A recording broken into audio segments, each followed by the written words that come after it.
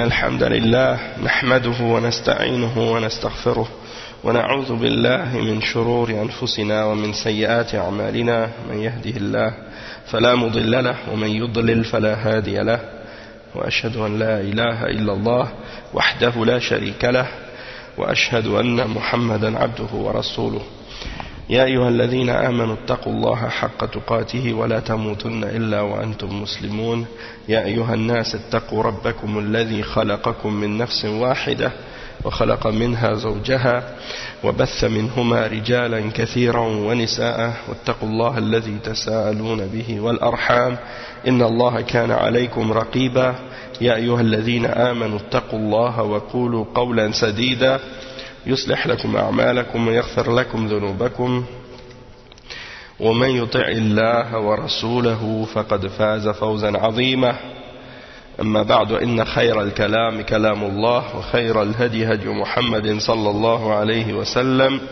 وإن شر الأمور محدثاتها وكل محدثة بدعة وكل بدعة ضلالة وكل ضلالة في النار أما بعد.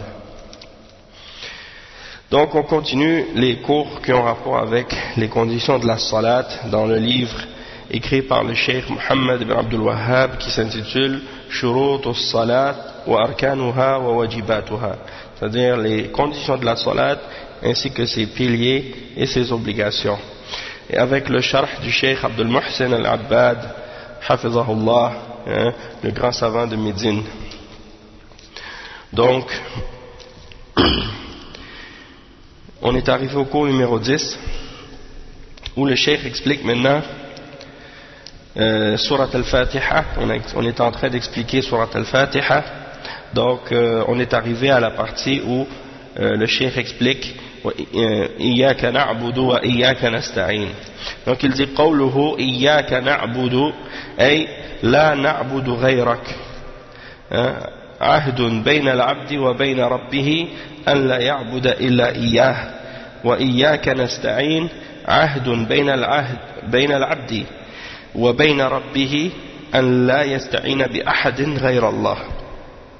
Donc le cheikh Mohammed ibn Abdul Wahhab rahimahullah, il mentionne donc que l'explication du verset Iyyaka na'budu wa iyyaka nasta'in dans Surat al-Fatiha, c'est-à-dire c'est toi seul que nous adorons, il dit c'est-à-dire nous n'adorons personne d'autre que toi, et c'est un engagement entre le serviteur et son Seigneur qu'il ne va rien adorer excepté lui. Et Iyyaka nasta'in, ça qui signifie en français et c'est toi seul à qui nous demandons de l'aide, c'est un engagement entre le serviteur et son Seigneur qu'on ne va demander de l'aide à personne excepté à Allah subhanahu wa ta'ala. Le cheikh Abdul Muhsin al-Abbad il fait quelques commentaires sur ce passage-là. Il dit قال الله عز وجل وما خلقت الجن والإنس إلا ليعبدون وتقديم المفعول وهو إياك في العبادة والاستعانة فيه قصر واختصاص، قصر العبادة على الله واختصاصه بها، فلا يعبد إلا الله ولا يستعان إلا بالله، فلا يطلب العبد العون من الملائكة ولا الجن ولا الغائبين. أما طلبه العون من إنسان حاضر يقدر على إعانته ومساعدته في تحصيل نفع أو دفع ضر فهذا سائغ لا محظور فيه. Donc le cheikh explique que Allah Azza wa Jal, il a dit dans le Coran, nous avons créé les djinns et les hommes que pour qu'ils m'adorent. Nous avons créé les djinns et les hommes, je n'ai créé les djinns et les hommes que pour qu'ils m'adorent. Le verset 56 dans Surat al-Dhariyat. Et le cheikh explique que dans le verset Iyyaka na'budu wa iyyaka nasta'in, Allah subhanahu wa ta'ala il fait précéder il fait précéder l'objet, dans le sens que c'est Allah subhanahu wa ta'ala qui est l'objet de l'adoration et il le met en premier avant le verbe. Et la raison pourquoi il fait ça, c'est pour donner un sens de restriction et pour montrer que c'est quelque chose qui est spécifique à Allah. Donc il dit Iyyaka na'budu. Iyyaka na'budu. Ça veut dire quoi? C'est toi que nous adorons. Il n'a pas dit nous t'adorons, hein? Nous t'adorons. Il a dit c'est toi que nous adorons. C'est-à-dire, c'est dans le sens que Iyyaka, au lieu de dire na'buduka, nous t'adorons, en arabe il dit Iyyaka, il met le maf'oul en premier. C'est pour montrer que c'est seulement toi et personne d'autre et rien d'autre que nous adorons. C'est dans ce sens, ça donne ce sens-là.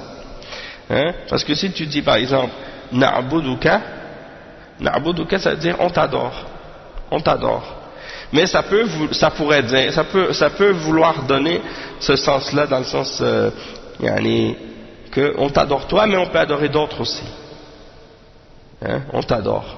Mais quand on dit c'est toi que nous adorons, ça donne le sens que c'est seulement toi. Il n'y a personne d'autre que nous adorons que toi. Donc ça donne le sens de la restriction, puis le fait que c'est exclusif et c'est particulier à Allah subhanahu wa ta'ala. Dans le sens qu'on n'a pas le droit d'adorer rien d'autre que lui. Et le cheikh il dit donc que personne ne doit être adoré excepté Allah, et on ne doit demander l'aide de personne excepté l'aide d'Allah subhanahu wa ta'ala, et donc on n'a pas le droit de demander l'aide par exemple l'aide des anges, ou l'aide des djinns, ou l'aide des créatures qui sont absentes, ou des êtres humains qui sont morts, hein, ou qui sont absents. Si quelqu'un fait ça c'est du shirk majeur, parce qu'il demande à quelque chose d'absent, quelque chose qui n'est pas là, quelque chose qui est pas présent. Tandis que si tu demandes de l'aide à un être humain qui est présent et qui est capable de t'aider, ça dans ce cas-là c'est pas interdit, hein, c'est permis. Tant que tu lui demandes quelque chose qu'il est capable de faire, hein, dans les limites de sa capacité, ça il n'y a pas de problème. Dans ce cas-là c'est quelque chose qui est permis, il n'y a pas de problème. Mais tu demandes à un mort, tu demandes à un djinn, tu demandes à un ange, tu demandes à un cheikh qui est enterré depuis 1000 ans ou depuis 10 ans, ou moins ou plus, peu importe la durée, du moment qu'il est mort, tu ne peux pas lui demander ce genre de choses. C'est seulement à Allah subhanahu wa ta'ala que tu as le droit de demander de l'aide. Ensuite, Cheikh Mohammed ibn Abdul Wahhab il explique la suite du verset. اهدنا الصراط المستقيم. اهدنا الصراط المستقيم. الشيخ يقول قوله اهدنا الصراط المستقيم معنى اهدنا يعني دلنا وارشدنا وثبتنا. والصراط الإسلام، وقيل الرسول، وقيل القرآن، والكل حق. والمستقيم الذي لا عوج فيه. Donc le cheikh il dit اهدنا الصراط المستقيم, guide-nous sur le droit chemin, le chemin droit. Donc guide-nous sur le chemin qui est droit. Et la signification de ihdina, le cheikh il dit, la signification de ihdina, ça veut dire indique-nous, oriente-nous sur la droiture et raffermis-nous. Et as-sirat, le cheikh il dit as-sirat, ça veut dire l'islam. D'autres ont dit que c'est le messager. D'autres ont dit que c'est le Coran. Mais toutes ces significations-là sont vraies. Donc le droit chemin, c'est quoi? C'est l'islam, c'est le messager, sallallahu alayhi wa sallam, c'est le Coran. Hein? Et al-mustaqim, c'est-à-dire qui n'a pas de... c'est-à-dire un chemin qui est droit dans le sens qui n'est pas tortueux. Il n'y a pas il n'y a rien de tortueux dessus, il n'y a rien de compliqué dessus, il n'y a pas de tournant ou de courbe, hein, ou de virage, il est droit. Hein. Après le cheikh explique ce passage-là, il dit حاجة العبد إلى الهداية إلى الصراط المستقيم فوق كل حاجة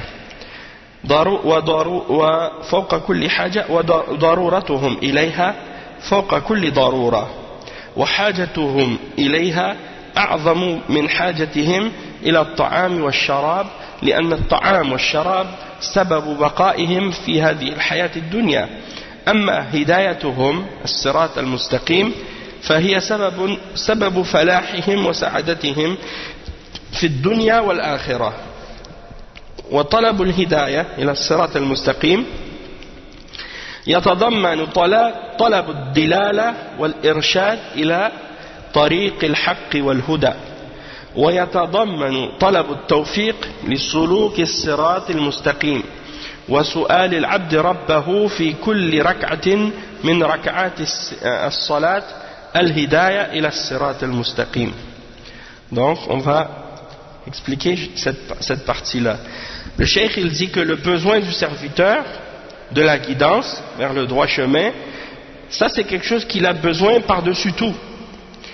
Et c'est une chose qui est nécessaire pour lui au-dessus de toute autre nécessité.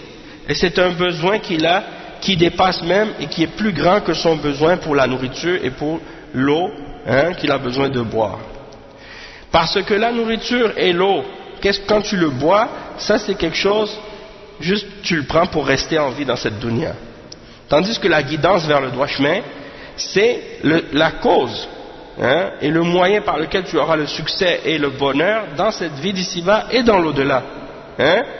Donc, de demander et de rechercher la guidance vers le droit chemin, c'est quelque chose qui implique de demander l'orientation et de demander l'indication vers la vérité et vers la guidance, et qui implique le fait de chercher le succès, de rechercher le succès pour pouvoir emprunter ce droit chemin-là.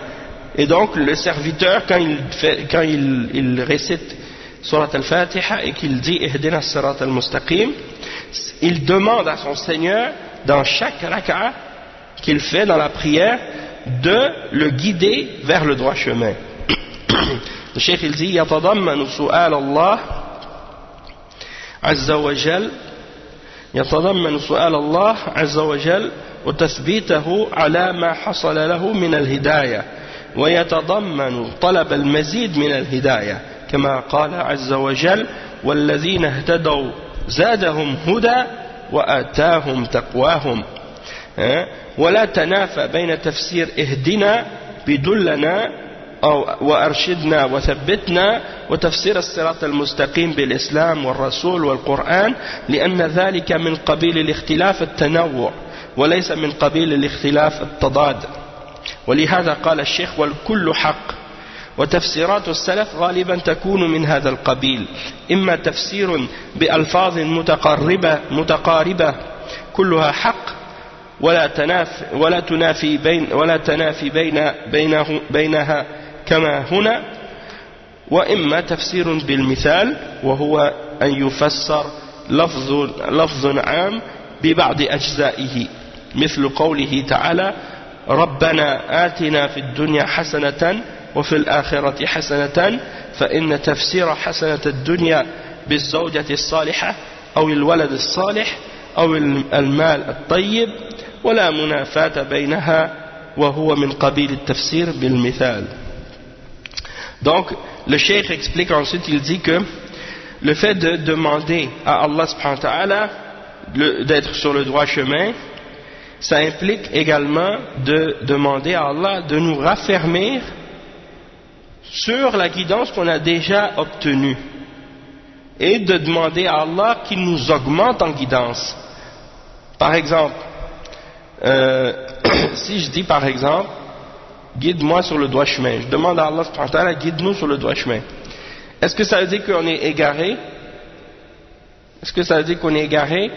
Non, en fait c'est parce que les ulama ils ont expliqué que la guidance et l'égarement c'est quelque chose qui est relatif, dans le sens que il y a l'égarement total et absolu, c'est-à-dire quand quelqu'un est dans le kufr ou dans le shirk, là il est un égaré complet, total. Puis il y a un égarement qui est relatif à la personne, dans le sens que quelqu'un par exemple il a accepté la guidance, il a accepté l'islam, sauf que dans son islam il y a encore des parties qu'il ignore ou des parties qu'il pratique pas bien, ou qu'il fait des péchés, ou il fait des bid'ah. Donc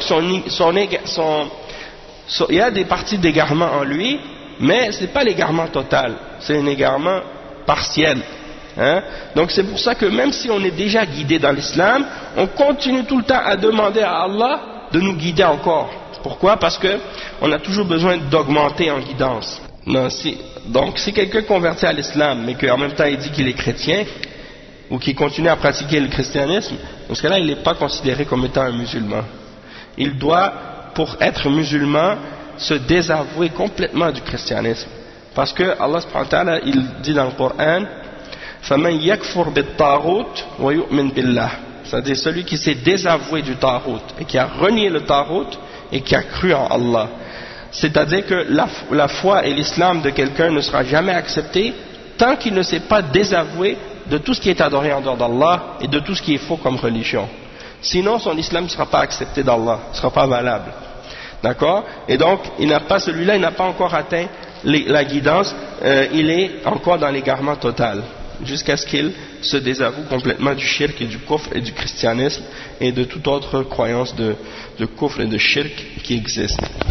Et Allah subhanahu wa ta'ala dit justement dans le verset 17 dans Surat Muhammad, et ceux qui ont été guidés, Allah les augmente en guidance et il leur donne leur piété. وَأَتَاهُمْ تَقْوَاهُمْ وَالَّذِينَ اهْتَدَوْا زَادَهُمْ هُدًى. Zad, ça veut dire min az-ziyada, ça veut dire augmenter, faire croître, faire grandir. Donc zadahum, ça veut dire il leur augmente en guidance. وَالَّذِينَ اهْتَدَوْا زَادَهُمْ هُدًى, c'est-à-dire il les augmente en guidance. D'accord?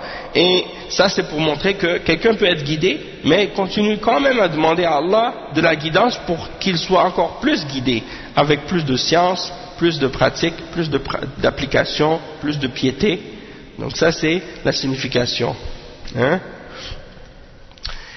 De connaître plus la sunna, de connaître plus la salafiyya, de s'accrocher à la aqidah, de s'accrocher au manhaj, de s'accrocher à l'obéissance d'Allah, de s'écarter de la désobéissance et des péchés et ainsi de suite.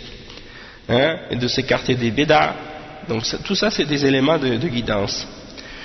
Après le cheikh il dit, il n'y a pas de contradiction entre le fait de dire guide-nous et de l'interpréter par le sens de indique-nous ou oriente-nous ou raffermis-nous, et l'interprétation de as-sirat al-mustaqim, tu dis c'est le messager ou le Coran, ou bien c'est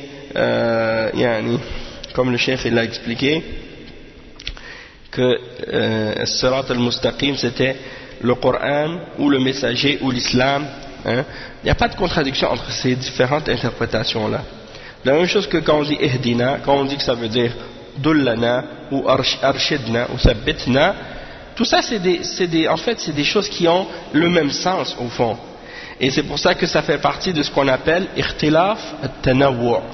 Ikhtilaf at-tanawwu', c'est-à-dire que il y a des différences d'interprétation du Coran qui sont des interprétations, quand on les entend, comme on voit c'est différent, c'est-à-dire le Coran c'est le Coran, le messager c'est le messager, et l'islam c'est l'islam. C'est pas la même chose. Donc il y a une différence entre les termes, sauf que le sens ça revient au même à la fin, puisque on parle toujours de la guidance, puisque l'islam c'est le droit chemin. Le messager Mohammed sallallahu alayhi wa sallam est celui qui nous indique et qui nous guide vers le droit chemin, et la même chose pour le Coran. Le Coran c'est la guidance aussi, c'est qu'est-ce qui nous amène au droit chemin aussi. Donc même si c'est des termes différents, mais ça indique la même chose, donc il n'y a pas de divergence dans ce cas-là. C'est qu'est-ce qu'on appelle ikhtilaf at-tanawwu'. C'est des termes différents, mais qui n'impliquent pas de contradiction l'un avec l'autre. Tandis qu'il y a une autre forme de divergence qu'on appelle ikhtilaf at-tadad. Ça c'est une divergence dans laquelle ça implique une contradiction entre les termes. Et quand il y a une contradiction entre les termes, c'est là qu'il faut vérifier pour voir, par exemple, est-ce que c'est authentique ou non, dans le sens que peut-être qu'il y a une des interprétations qui est faible. D'accord? Dans ce cas-là, on va prendre celle qui est vraie et laisser de côté celle qui est faible. Ou bien voir dans quel sens on peut les appliquer, on peut les prendre tous les deux selon un contexte différent ou ainsi de suite. Et le cheikh, c'est pour ça que puisque dans cet exemple-là, le cheikh il mentionne que le droit chemin c'est l'islam ou le messager ou le Coran, il dit, et le cheikh il dit wal kullu haqq, c'est-à-dire toutes ces interprétations-là sont vraies, parce que elles sont toutes avec le même sens au fond. Et il dit le cheikh qu'en général les interprétations qui sont données par les salafs sont de cette catégorie-là. C'est soit une interprétation par des termes qui sont rapprochés dans leur signification et dans leur sens, et qui sont toutes vraies, et il n'y a pas d'opposition, de contradiction entre elles, et il y a d'autres interprétations qui sont des interprétations par des exemples, dans lesquels on interprète un terme qui est général, avec certains exemples des éléments qui composent ce terme-là, comme par exemple, Allah subhanahu wa ta'ala dit dans le verset 201 dans Surat Al-Baqarah, notre Seigneur donne-nous le bien dans cette dunya et le bien dans l'au-delà. Et le cheikh explique que le bien, il a été interprété par le bien dans la dunya, il a été interprété par l'épouse pieuse, ou bien par un enfant pieux ou vertueux, et par une richesse, une bonne richesse, ou des biens qui sont bons. Donc, tout ça c'est des bonnes choses dans la dunya, mais c'est des exemples qui font partie de ce qui est bien de façon générale. Hein, c'est juste pour nous rapprocher le sens, pour nous donner des exemples. Donc c'est pour ça qu'il dit, ça c'est une forme de tafsir par al-mithal, c'est-à-dire en donnant des exemples de ce qui est bien dans la dunya. Mais on pourrait en donner plus. Après le cheikh il dit, l'explication de la suite du verset, قوله صراط الذين أنعمت عليهم غير المغضوب عليهم ولا الضالين طريق المنعم عليهم والدليل قوله تعالى ومن يطع الله والرسول فأولئك مع الذين أنعم الله عليهم من النبيين والصديقين والشهداء والصالحين وحسن أولئك رفيقا غير المغضوب عليهم وهم اليهود معهم علم ولم يعملوا به تسأل الله أن يجنبك طريقهم ولا الضالين وهم النصارى يعبدون الله على جهل وضلال تسأل الله أن يجنبك طريقهم ودليل الضالين قوله تعالى قل هل ننبئكم بالأخسرين أعمالا الذين ضل سعيهم في الحياة الدنيا وهم يحسبون أنهم يحسنون صنعا والحديث عنه صلى الله عليه وسلم لتتبعن سنن من كان قبلكم حذو القذة بالقذة حتى ولو دخلوا جحر ضب لدخلتموه قالوا يا رسول الله اليهود والنصارى قال فمن أخرجاه والحديث الثاني افترقت اليهود على 71 فرقة وافترقت النصارى على 72 فرقة وستفترق هذه الأمة على 73 فرقة كلها في النار إلا واحدة قلنا من هي يا رسول الله قال من كان على مثل ما أنا عليه وأصحابي. Donc le cheikh il explique, il dit, le cheikh Mohammed ibn Abdul Wahhab il dit le droit chemin, il explique ensuite la suite du verset, le chemin de ceux sur qui tu as mis ta grâce, hein, et non pas le chemin de ceux qui ont encouru ta colère ni de ceux qui se sont égarés ou des égarés. Le cheikh il explique, il dit le chemin de ceux qui ont reçu ta grâce ou sur lesquels il y a ta grâce, il dit la preuve de ceux sur qui Allah a mis sa grâce, c'est le verset 69 dans Surat An-Nisa. Allah subhanahu wa ta'ala dans ce verset là il explique qui sont ceux qui ont eu la grâce d'Allah. Il dit وَمَنْ يُطِعِ اللَّهَ وَالرَّسُولَ فَأُولَئِكَ مَعَ الَّذِينَ أَنْعَمَ اللَّهُ. Donc ça veut dire ceux qui obéissent à Allah et aux messagers, ceux-là sont ceux-là qui ont obéi à Allah et aux messagers, ceux-là sont avec ceux qui ont reçu la grâce d'Allah. Hein? Ils sont avec ceux qui ont reçu la grâce d'Allah subhanahu wa ta'ala, ou qui ont la grâce d'Allah sur eux, parmi les prophètes, les siddiqin, c'est-à-dire les véridiques, les martyrs, les shuhada, hein, et les salihin, les vertueux. Et quelle belle compagnie que celle-là, hein, quelle belle compagnie. Donc c'est pour dire que ceux sur qui Allah a mis sa grâce, ce sont les prophètes, les véridiques, les martyrs et les vertueux, les pieux, et ceux qui sont avec eux. Hein. Donc ça c'est l'interprétation de ce verset dans Surat Al-Fatiha. C'est le verset 69 dans Surat An-Nisa. Et ceux qui ont eu la colère d'Allah, ce sont les Juifs, al-Yahoud. Et le cheikh explique pourquoi. Il dit pourquoi? Parce que ce sont des gens qui ont de la connaissance, mais qui n'ont pas appliqué cette connaissance. Ils n'ont pas agi selon la connaissance qu'ils ont. Et donc tu demandes à Allah subhanahu wa ta'ala dans cette surah, dans Surat Al-Fatiha, de t'écarter de leur voie. C'est-à-dire de ne pas être parmi ceux qui ont de la connaissance et qui ne l'appliquent pas, mais plutôt d'être parmi ceux qui ont de la connaissance et qui l'appliquent et qui agissent selon la connaissance qu'ils ont. Si tu as de la connaissance mais que tu ne l'appliques pas, donc c'est comme si tu ressemblais aux Juifs. Hein? Et il dit, et les égarés, hein, et non pas le chemin des égarés, c'est-à-dire il dit ce sont les chrétiens.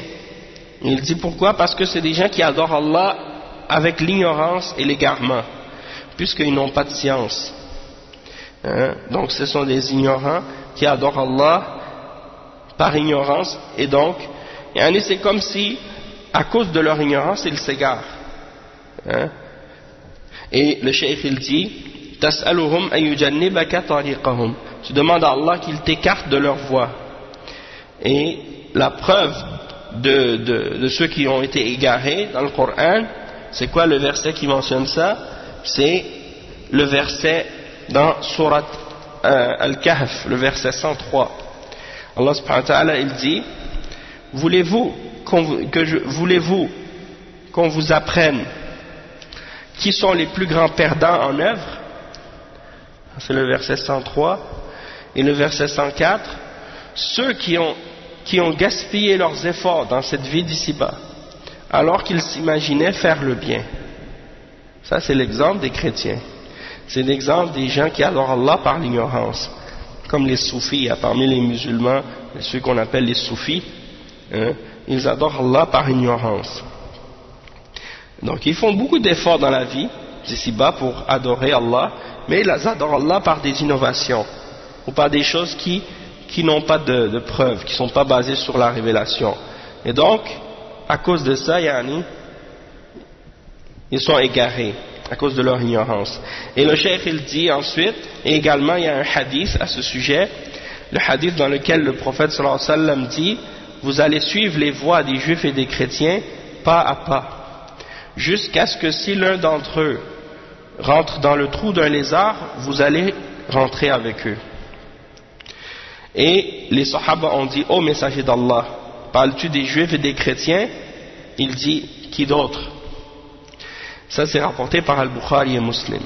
Donc c'est pour dire qu'il y a une partie de cette Ummah qui va suivre malheureusement les juifs et les chrétiens, et qui va être à leur exemple. C'est-à-dire qu'ils vont avoir de la science mais qu'ils ne vont pas l'appliquer, ou bien qu'ils vont être ignorants et qu'ils vont adorer Allah par ignorance. Et effectivement, on a trouvé dans la Ummah des musulmans malheureusement qui ont des catégories de ces deux groupes-là, comme le prophète sallallahu alayhi wa sallam l'avait annoncé.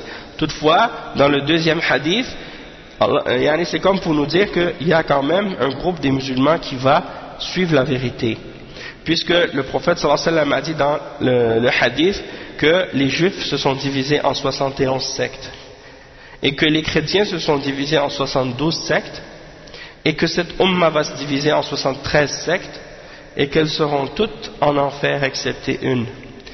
Alors on a dit, ô messager d'Allah, laquelle, c'est-à-dire laquelle qui va être au paradis? Et le messager d'Allah sallallahu alayhi wa sallam a dit, c'est celle qui suit ce que je suis moi-même ainsi que mes compagnons. D'accord? Donc si tu suis ce que le messager d'Allah sallallahu alayhi wa sallam a suivi et que tu suis l'exemple de ses compagnons, eh bien là dans ce cas-là tu es du groupe sauvé. Et il y a un groupe sauvé qui va toujours exister dans la Ummah jusqu'à la fin des temps, qui va s'accrocher réellement au Coran et à la Sunna et à l'exemple des compagnons du prophète sallallahu alayhi wa sallam et des salafs, et c'est ceux qui s'accrochent à la voie des salafs et qui suivent la Sunna, c'est eux qui sont le groupe sauvé.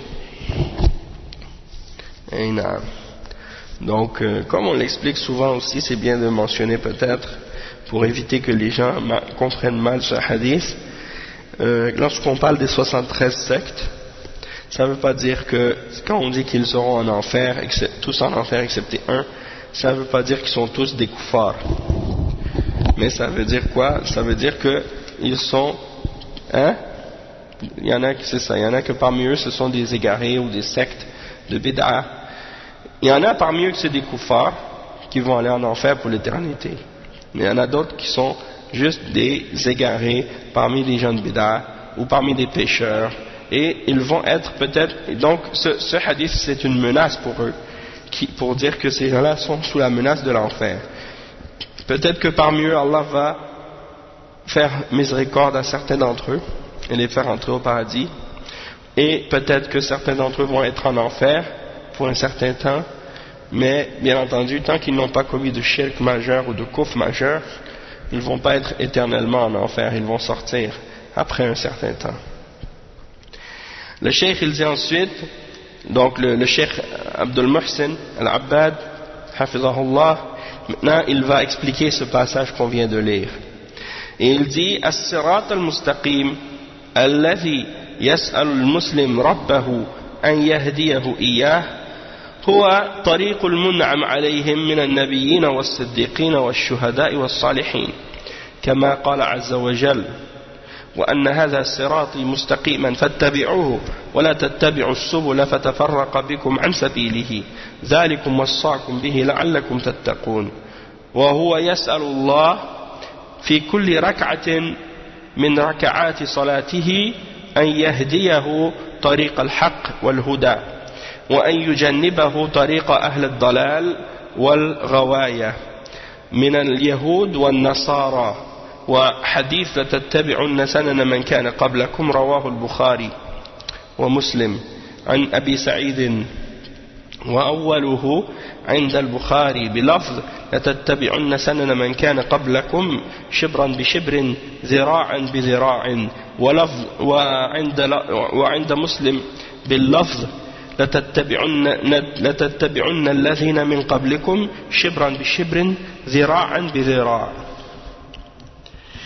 Non, donc le cheikh explique, il dit que le droit chemin, c'est-à-dire que le droit chemin que le musulman demande à son Seigneur, et qu'il demande à son Seigneur de le guider vers celui-ci, c'est le chemin de ceux sur qui Allah a mis sa grâce, parmi les prophètes, les véridiques, les martyrs et les pieux, les vertueux. Et le cheikh il dit, c'est comme dans la parole d'Allah subhanahu wa ta'ala lorsqu'il dit dans le verset 153 dans Surat Al-An'am, et ceci est mon droit chemin dans toute sa rectitude, alors suivez-le, et ne suivez pas les petits sentiers qui vous diviseront et vous égareront de son chemin. Voilà ce en quoi il vous enjoint pour que vous puissiez avoir la piété, ou bien at-taqwa, la'allakum tattaqoun. Et il dit que donc on demande dans chaque raka, on demande à Allah subhanahu wa ta'ala de nous guider vers le chemin de la vérité, le chemin de la guidance, et de nous écarter du chemin des gens de l'égarement et de la déviation parmi les juifs et les chrétiens. Et le hadith, vous allez suivre les exemples de ceux qui étaient avant vous, c'est rapporté par Al-Bukhari, le hadith 7320, et le hadith dans Muslim, c'est 2669, selon Abu Sa'id al-Khudri. Et dans Al-Bukhari, le lafz qui est employé, la version qui est mentionnée, c'est vous suivrez ceux qui sont venus avant vous. Shibran bi shibrin, zira'an bi zira'. C'est-à-dire pour dire étape par étape, pas à pas. Et le cheikh il dit ensuite, wa hadith al-iftiraq al-ummah جاء عن جماعة من أصحاب النبي صلى الله عليه وسلم من المسند الإمام أحمد وانظر سلسلة الأحاديث للألباني الحديث 203 و204 وقد نقل تصحيحه عن ابن تيمية والشاطبي والعراقي. Donc le hadith de la division de la Ummah, il est rapporté par un groupe d'entre les Sahaba, les compagnons du prophète sallallahu alayhi wa sallam. Et le takhrij de ce hadith, et les références de ce hadith sont rapportées dans les notes du hadith numéro 16937 dans la Musnad de l'imam Ahmad, et également tu peux retourner à Silsilat al-Ahadith de Sheikh al-Albani, le hadith 203 et 204, et il rapporte l'authentification de ce hadith-là de la part de Sheikh al-Islam ibn Taymiyyah, de l'imam al-Shatibi et de l'imam al-Iraqi.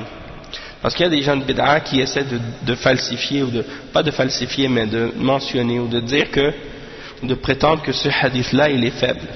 Le hadith qui mentionne que la Ummah va se diviser en 73 sectes, ils essaient de dire non, le hadith il n'est pas authentique, alors que le hadith il est authentique. Mais eux, en fait, qu'est-ce qu'ils veulent? C'est que les musulmans restent dans leur division. Et ils ne veulent pas abandonner les bid'ah qu'ils suivent. Donc ils essaient de faire croire qu'il n'y a pas de division. Et c'est pour ça qu'ils ne veulent pas accepter ce hadith. Parce qu'ils ne veulent pas accepter le fait que il y a des gens qui sont dans l'égarement et il y a des gens qui sont sur la droiture parmi les musulmans. Donc, Allah al-Musta'an, ils essaient de le déclarer faible. Et le cheikh il explique, il dit وَالْمُرَادُ بِالْأُمَّةِ في الحديث أمة الإجابة هذه 73 فرقة مسلمون، يعني فرقة ناجية وهم الذين على ما كان عليه النبي صلى الله عليه وسلم وأصحابه، و72 فرقة متوعدون بالنار لانحرافهم عن طريق الحق، وأمرهم إلى الله إن شاء عذبهم وإن شاء عفى عنهم. وأما أمة الدعوة فهم كل إنسان وجني من حين بعثته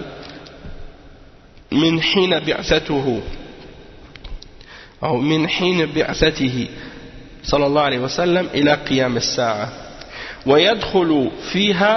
ويدخل فيهم اليهود والنصارى وسائر ملل الكفر، لقوله صلى الله عليه وسلم والذي نفسي بيده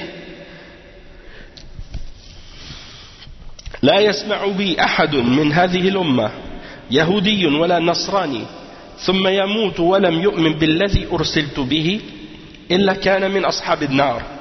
رواه مسلم عن أبي هريرة رضي الله عنه وانظر فتوى شيخ الإسلام وفتاوى اللجنة الدائمة. Donc le cheikh il dit, qu'est-ce qu'on veut dire par la Ummah dans le hadith des 73 sectes? On parle de la Ummah qui a répondu à l'appel, c'est-à-dire les musulmans. Donc il y a 73 sectes parmi les musulmans. Et il y a un groupe sauvé parmi ces sectes-là, il y a une secte qui est sauvée, et c'est ceux qui se sont accrochés à ce que suivaient les Sahaba, le prophète sallallahu alayhi wa sallam et les Sahaba. Et il y en a 72 qui sont des sectes qui sont menacées de l'enfer à cause de leur déviation du droit chemin et de la vérité. Et c'est Allah qui va décider de leur affaire. S'il veut, il va les châtier, s'il veut, il va les pardonner. En ce qui concerne la Ummah qui est appelée à l'islam, c'est-à-dire les kuffars, cela c'est tout le reste, c'est-à-dire tous les hommes et les djinns, depuis la venue du prophète Mohammed sallallahu alayhi wa sallam jusqu'au jour de la résurrection, qui ne sont pas convertis à l'islam. Donc, on peut faire rentrer dans ceux-là les juifs et les chrétiens et toutes les autres croyances et religions de kufr. Tous ces gens-là font partie de Ummat al-Da'wa, ceux qui doivent recevoir l'appel de l'islam. Et la preuve, il dit la preuve de ça, c'est ce que le prophète sallallahu alayhi wa sallam a dit dans le hadith, par celui qui tient mon âme en sa main, nul n'entend parler de moi, qu'il soit juif ou chrétien, et qu'il meure sans avoir cru en ce avec quoi je suis venu, ou ce avec quoi j'ai été envoyé, excepté qu'il sera parmi les gens de l'enfer. Ça c'est rapporté par l'imam Muslim selon Abi Huraira radiyallahu anhu, et tu peux le trouver également dans d'autres explications aussi, comme les fatwas de Cheikh al-Islam, le volume 7 à la page 218, et les fatwas de Al-Lajnat al-Da'ima, le volume 2 à la page 157. Donc il y a les clarifications à ce sujet-là. Donc ça c'est pour répondre à ceux qui prétendent que les juifs et les chrétiens ne sont pas des kuffars, ou qui essaient de dire que le hadith des 73 sectes parle de la ummat al-da'wa. Non, ça ne parle pas de ummat al-da'wa, ça parle de ummat al-ijaba, c'est-à-dire celle qui a répondu à l'appel de la da'wa et qui est musulmane. Après le cheikh explique, il dit la suite de l'explication de la prière, après qu'on ait fini de réciter la Fatiha, donc on passe aux autres partie de la prière ensuite.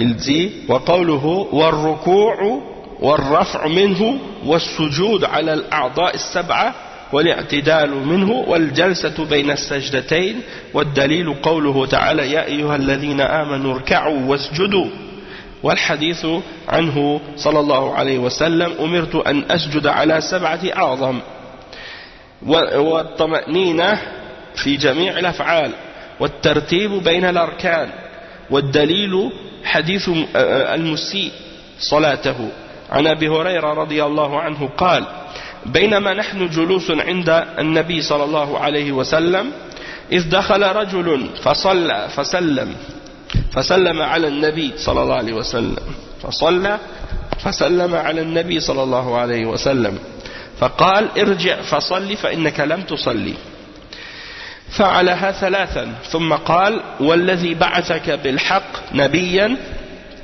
لا أحسن غير هذا فعلمني فقال له النبي صلى الله عليه وسلم إذا قمت إلى الصلاة فكبر ثم اقرأ ما تيسر معك من القرآن ثم اركع حتى تطمئن راكعا ثم ارفع حتى تعتدل قائما ثم اسجد حتى تطمئن ساجدا ثم ارفع حتى تطمئن جالسا ثم افعل ذلك في صلاتك كلها. Donc, ensuite,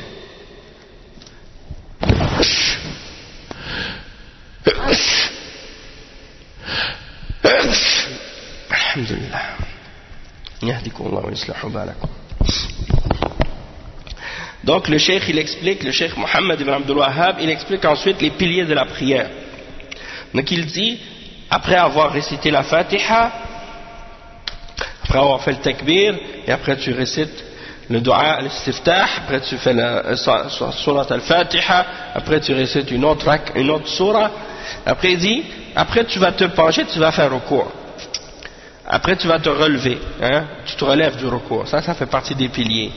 Après tu vas te prosterner, et la prosternation c'est sur les 7 membres, et on va expliquer après quels sont ces 7 membres, et ensuite de te relever entre les 2 prosternations. Après tu te reprosternes, et la preuve de ça c'est le verset 77 dans Surat Al-Hajj. Allah subhanahu wa ta'ala dit ô vous qui avez cru, inclinez-vous et prosternez-vous. Et le hadith du prophète Mohammed sallallahu alayhi wa sallam, quand il dit j'ai été ordonné de me prosterner sur 7 membres, et at-tama'nina, c'est-à-dire de trouver le calme et la tranquillité dans chacun de tes mouvements. C'est-à-dire at-tama'nina, c'est que quand tu fais tes mouvements dans la prière, et bien entre chaque mouvement, dans chaque mouvement que tu fais, tu dois prendre ton temps pour retrouver ton calme et ta sérénité. Donc tu ne vas pas prier, par exemple tu t'inclines, et puis tu ne restes pas incliné assez longtemps, tu restes comme une seconde, après tu te relèves, puis aussitôt relevé, tu te repenches, tu te prosternes directement, puis tu te prosternes 2 secondes, tu te relèves 2 secondes. Ça, c'est pas une prière. Hein? Ta prière, il faut que tu prennes ton temps dedans. Il faut que tu sois en paix. Et en chaque mouvement, tu retrouves ton calme, ta sérénité, hein? Ta tranquillité.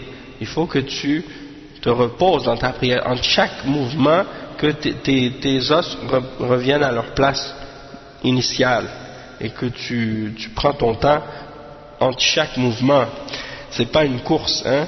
Donc, le cheikh il mentionne ça comme parmi les piliers de la salat. Après il dit at-tartib bayn al-arkan, c'est-à-dire qu'il y ait un ordre. Tu dois faire ta prière, chaque mouvement un après l'autre. Tu peux pas sauter des mouvements ou faire un mouvement avant l'autre, hein? C'est un après l'autre. Tu dois les faire suivre un après l'autre. Et la preuve, c'est le hadith de celui qui n'avait pas prié correctement à l'époque du prophète sallallahu alayhi wa sallam, et c'est rapporté selon Abu Huraira qu'il y a un homme qui est rentré dans la mosquée et le prophète Muhammad sallallahu alayhi wa sallam était assis avec Abu Huraira et d'autres.